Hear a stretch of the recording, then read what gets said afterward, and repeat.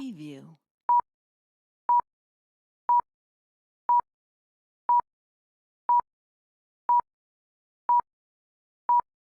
Preview.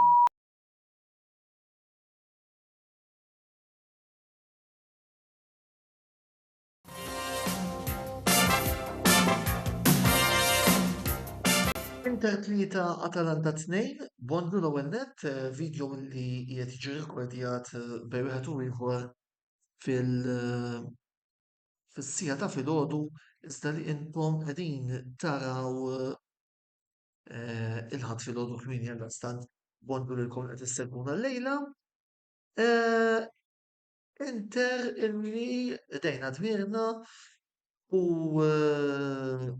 għandna fil-UEFA Champions League 23-24 issa nistgħu ngħidu b'mod uffiċjali u matematiku wara rebħa tajba illi ġiet kontra avversarju dirett u rebħa illi wkoll naħseb illi għandha s-sinjal tal-Lula Brothers Bigrom u Lautaro illi ehm, labu flimkien għal darb'oħra u naħseb illi taw messaġġ ieħor lill-coach illi fil-logħba l-kbira irridu jilagħbu huma irridu jibdew huma bir-rispett kollu dejjem lejn Edin Dzeko illi ta' servizz għall-kawża interesta f'diversi drabi.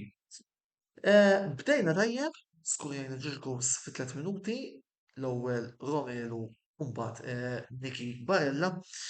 Issa mbagħad isu irqadna ftit mal-kota 2-2 rajna lil Onana jġib xi saves tajbin u mbagħad Pasalic skurja gowl ta' bomber di razza nsejħulu hekk illi permezz tiegħu wkoll l-Atalanta naqsu id-distak. Fit-tieni taqsima u mbagħad rajna gowl ta' Lautaro, assist ta' Bigrom, gowl ieħor għal Toro li ukoll ma nisħtux. Kompla jikkonferma l-istat tajjeb li jinsab fih u mbagħad Muriel ukoll għalaq fl-aħħar battuti tal-logħba gowl sabiħ Muriel plejer li joġobni ħafna u plejer li ballum minnu jew minn hemm ser jagħmlu ukoll irnexxielu jiskurja il-gowl tat-tlieta bit-tnejn finali. Biex b'hekk l-Inter irnexxielna nagħlqu il-pontijiet u ukoll ikkwalifikajna b'mod mill-aktar tranquill għal post fil-UEFA Champions League tas-sena d-dieħla. Se nkunu fit-tieni faxxa illi huwa wkoll sforzi riżultati pożittivi fl-Ewropa fl-aħħar snin. Forsi hemm possibilità li nevitaw il-Kanen għalkemm ovvjament tista' tittarqa kif ser jispiċċaw b'mod uffiċjali il-pods l-oħra u l-kampjonati l-oħra li għaddejjin domestiċi li nista' ngħid żgur li fit-tieni faxxa ser ikun hemm il-Manchester United, possibilment l-Arsenal, mit-Taljani nemmen li jekk jikkwalifikaw il-Milan jidħlu fit-tieni jurna, is-Sevilla issa tikkwalifika lid-darba, għandek ir-Real Madrid u l-Atletico, jiġifieri diġà ħlesna minn ċertu Kanen insejħulhom hekk għalkemm imbagħad kif qed ngħidu tittara l-eżitu tal-kampjonati l-oħra domestiċi kif ser jispiċċaw. Issa fadlina logħba oħra biex intemmu l-kampjonat illi hija l-logħba kontra it-Torino u jiena nemmen li għal din il-logħba Inzaghi irid jilgħab biss il-reserves fil-bankina ikollna biss elementi tal-primavera u eventwalment ukoll il-ħadat titolari jibqaw li Pjano Ġentile jitrenjaw hemmhekk ma jersqux lejn Turin, m'għandhomx għalfejn jersqu lejn Turin, ħalli nibdew naħsbu wkoll bil-mod il-mod għal dik il-finali taċ-Champions League bit-tama li nillimitaw id-danni u illi Haaland u sħabu ma jumiljawniex. U hawnhekk ippermettu li niftaħ parentesi żgħira naf li ġejt akkużat ukoll minn diversi partitarji tal-Inter illi qed naqtqal biżżejjed. L-aqwa, ħanamel naqblu ċar magħkom.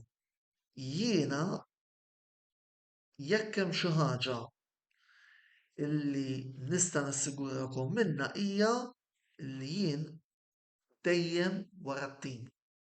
Kont wara t-tim meta qlajna 6 mal-Milan, kont wara t-tim fil-5 ta' Mejju, mhux se nkun wara t-tim issa li għaddej finali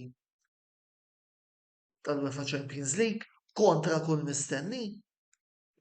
Naħseb illi bħala kumment kien wieħed inġust fil-konfront tiegħi, biss jiena minix qed noħlom naf li qudiemi għandi tim kompost minn mostri Haaland, De Bruyne, Foden, Grealish u jiena bniedem illi dejjem kont magħmul li l-aħjar tkun onest u l-affarijiet tgħidhom kif huma. Irridu nammettu illi maħniex ta' idej City, issa tkun konfront bejn David u Golija. Issa, se jiġri ma nafux, jiena personalment fuq il-finali bħalma diġà qed kemm il-darba it-tama tiegħi hija fil-volej u forsi ngħidha wkoll bħala ċajta nittamaw illi il-mama ta' Romelu Lukaku jekk vera għandha l-poteri maġiċi tagħmilhom u tagħmel li hemm bżonn forsi titfa' xi seħer fuq dawk it-tnejn l-iktar li qed jinkwetawni u però rridu nirrikonoxxu li s-City huma favoriti u nerġa' ntenni id-dmir ta' kull supporter tal-Inter l-ewwel wieħed jien u li nibqgħu wara t-tim anki jekk ma naqblux fuq kif għandna napproċċjaw din il-finali. Finalment ukoll grazzi ragazzi, grazzi Simone Inzaghi li tajtuna din il-kwalifikazzjoni għal UEFA Champions League tas-sena d-dieħla u issa inħarsu l-qudiem għall-10 ta' Ġunju. Il-logħba tat-Torino nistgħu nqisuha bħala formalità jalla f'din il-logħba tat-Torino naraw plejers bħal Asllani jibda, plejers bħal Bellanova mal-ewwel 11, forsi anke naraw xi ftit żgħażagħ tal-Primavera li jieħdu d-debut tagħhom ukoll u naraw naqas isarfu anki għall-futur. Mela, jiena għalissa ser naqfa hawnhekk. Inħeġġeġkom biex minn hawn ftit ieħor jekk ilħaqtu l-video tard taraw dan il-video wkoll fuq il-YouTube channel tagħna, tinsewx tafsu subscribe ħalli ma titilfu ebda mill-kontenut li noħorġu. Jiena l-lum mhux se tkun l-aħħar darba li rajtuni għaliex wara nofsinhar fit-tmiem il-Grand Prix ta' Monaco se nkun qed nagħmel l-analiżi tiegħi ta' tellieqa li mistennija tkun waħda interessanti jekk speċjalment fit-tluq Fernando Alonso jaqbes il-Max Verstappen imma fuq hekk ħanitkellmu wara il-Grand Prix ta' Monaco. Il-bqija ħadd ittajjeb il kulħadd ħudu ħsieb u sempre Forza Inter.